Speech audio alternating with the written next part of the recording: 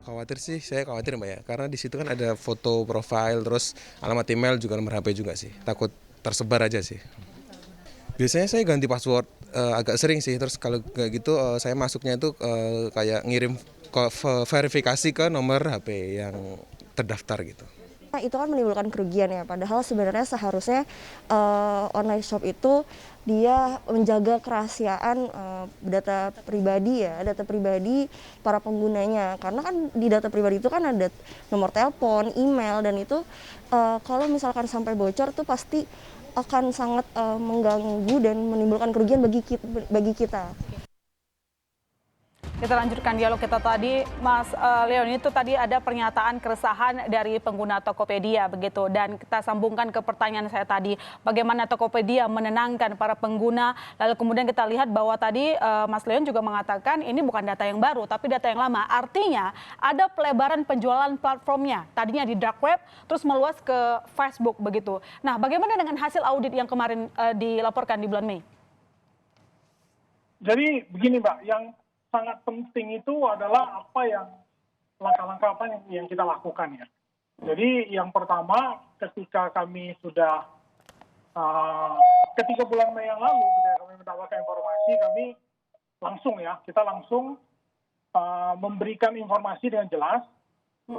Kami juga berkoordinasi dengan pemerintah, Kominfo, BSSN, dan kami melaporkan juga ke kepolisian. Kami memastikan lagi selama ini protokol keamanan sistem yang sudah kami lakukan kami perketat lagi, dan kemudian yang juga tidak kalah penting adalah kami sudah menunjuk institusi independen yang spesialisasi di bidang keamanan siber untuk membantu kami melakukan investigasi secara digital forensik. Memang masih berlangsung karena Tokopedia cukup kompleks, sehingga kami masih menunggu seperti apa. Tentu saja kami pasti akan selalu berkoordinasi dengan pemerintah, dengan Kominfo, dengan BSSN, dan pihak yang berwenang. Oke, pengguna aktif dari Tokopedia itu selama 1 bulan itu ada 60 juta begitu. Lantas ada nggak sih cara bagaimana para pengguna ini tahu kalau data dia itu bocor atau tidak? Kalau dari Tokopedia sendiri, Tokopedia ini adalah bisnis kepercayaan, Mbak. Jadi tanpa langkah-langkah yang membangun kepercayaan dari pengguna, tidak akan ada Tokopedia sampai tahun ke-11 sekarang ini. Sehingga yang bisa kami sampaikan tadi sudah banyak kan. Kita ini adalah kejahatan ya. Masuknya adalah kejahatan siber ya, cybercrime. Iya. Dan kami sudah laporkan itu gitu kan. Kemudian apa yang kami lakukan adalah kami sudah mengumumkan. Kami yakin sekali di bulan Mei bahkan 2 kali kami memberikan informasi secara transparan kepada pengguna kami. Apa yang terjadi, apa yang sebaiknya dilakukan, sehingga sebagai pengguna kita bisa melakukan langkah-langkah protektif yang baik. Dengan adanya pemberitahuan dari Tokopedia sudah sebanyak 2 kali, tentu saja kami yakin bahwa informasi tersebut diterima dengan baik, dan kami juga yakin pengguna kami sudah melakukan hal-hal yang dihimbau untuk dilakukan demi pengamanan data masing-masing. Oke, ini yang mau saya tanyakan, pertanyaan masyarakat juga, Mas Leon. Saya harus tanyakan ini, kenapa datanya bisa bocor? Bagaimana sistem keamanan Tokopedia sampai-sampai bisa bocor? Katanya 61 juta data pengguna, data yang sangat besar. Dalam dunia IT ya, dalam dunia digital, pertanyaannya itu agak harus berbeda sedikit, Mbak. Jadi bukan bisakah kita memastikan keamanan, tapi lebih ke arah mitigasi. Teknologi itu terus berkembang. Teknologi enkripsi terus berkembang. Teknologi keamanan terus berkembang. Nah, yang harus kita lakukan tentu saja kita harus terus mengikuti perkembangan zaman. Kita terus mengikuti tren perkembangan teknologi terbaru.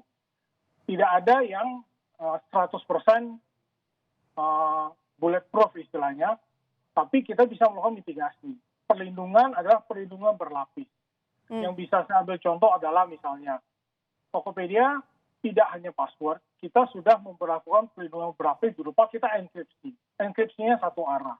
Kemudian perlindungan berlapis selanjutnya adalah kita ada yang namanya 2FA, Two Factor Authentication. Nah, jadi saya rasa hal-hal seperti ini yang harus terus dilakukan oleh Tokopedia. Perkembangan, kita harus sadari perkembangan terus berlangsung.